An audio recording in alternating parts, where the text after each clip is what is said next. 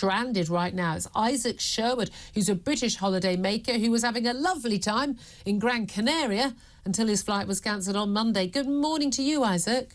Good morning. Thank you very much indeed for joining us. And I'm so sorry you're going through this. Lovely summer holiday with the family. You're with your partner. She's pregnant. She's pregnant. You were trying to get home. When did you first find out your flight home from Las Palmas in Gran Canaria was stopped? We were actually on our transfer on the way to the airport, and we got a message saying it had been cancelled.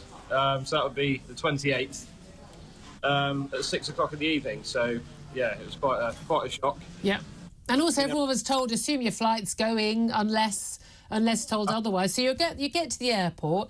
There's no flight. Yeah. What happened then? We got informed to find a host or a holiday rep. There's no one there from EasyJet, so we're kind of on your own. No one to talk to, so there's at this point you realise that you're not alone. There's hundreds of people in the airport suffering the same thing. Nobody can get through to anybody. No holiday provider, no holiday reps, no EasyJet staff whatsoever, no airline. Yeah. And then in amongst the mix, you've got TUI staff, which are trying to help everybody, including us, which was without them, all credit to TUI. Let's give them the shout out. Let's give out the shout out to people who are doing a good thing. And this is the thing, the airlines are saying, well, it's not our fault. It wasn't us. This is an extraordinary circumstance. You're not entitled to compensation, but even what you're looking for right now is just trying to get home, I imagine. Home, yeah. So what have you been told about a flight home? Because it's Monday your flight was cancelled. Yes. Presumably you've got jobs to get back to and things to be doing. Currently, it's now Wednesday. Both missing work. Yep. I'm self-employed, so we've got to let contracts down and stuff like that, which is a big shock. We're all financially strapped anyway. So you're not getting paid right now? No, not at all. No. And also, it's not about the mistakes that are made. It's how about you come back from them. And TUI, Ryanair, BA, everyone else in the airport seems to be getting their staff in and out of the airport, whether it's onto a flight or accommodation. They're doing it within 10-15 minutes, and you're talking a whole plane, so between 100 and 300 people in some cases, and they're in and out of the airport within 10 minutes. Yeah. They've still got the same 800 or more people sat in the airport that are flying with EasyJet, and a lot of them are still there now. Yeah. We took our own efforts last night to find a last-minute hotel because we're partners just need some rest given the current situation, Yeah. But apart from that, we slept for 24 hours on the airport floor. I stayed up all night dusting cockroaches off her so she could sleep. Oh my God. Yeah, I mean, so there's just no L2 rooms left because so many people are stranded. We were told this morning the EasyJet are mounting rescue flights, but you don't have to go home on EasyJet. It's not. You can get a flight with any other airline. You're entitled to do that. I mean, they should organise it for you, but you can. So have you asked other airlines? Can you fit us on board?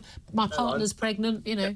Yeah, unfortunately, because of this, everyone's in the same boat, and also other airlines are fully booked. They are fully booked, and there isn't any flights available on anything else. We've got TUI don't need to go out of their way for us at all. We've got two of their reps that actually ring us hourly or quarterly with flight updates from them to see if that we can purchase a flight from them.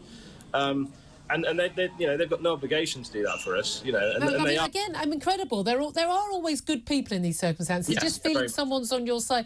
Is there quite a lot of camaraderie from people? Because I'm kind of thinking you've got hundreds of angry Brits. I'm thinking they might start. I'm not encouraging people to do anything wrong, but I'm wondering if 5 of us that have stuck together throughout the whole situation. We've eaten together. We've stayed together in the airport. We've stayed awake together. We've even come to this hotel together. Just for moral support, we're all going to go our separate ways because obviously there's not enough room in hotels.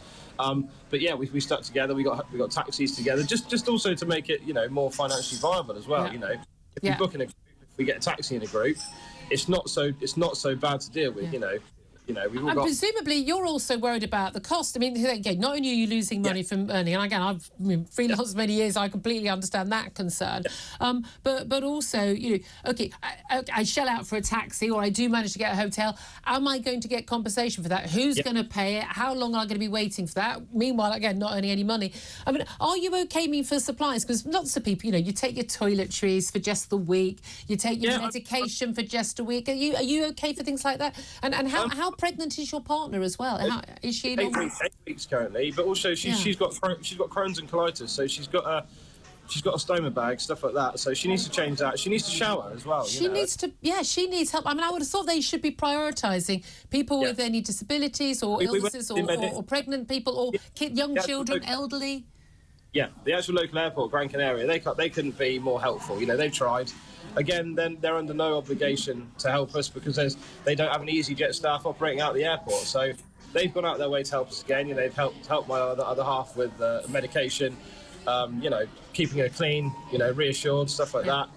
We gave her a check over yesterday, the medical staff, and gave her a clean bill of health to actually leave the airport to get to a hotel, you know. Well, that's something. I mean, in terms of what the latest information is on when you're going to get out of there, because again, how lovely being stuck in Gran Canaria when the weather's all miserable here. Sounds great, but again, you've got a life and a job and stuff to get back on with, and you're sitting in an airport. Well, what's the plan?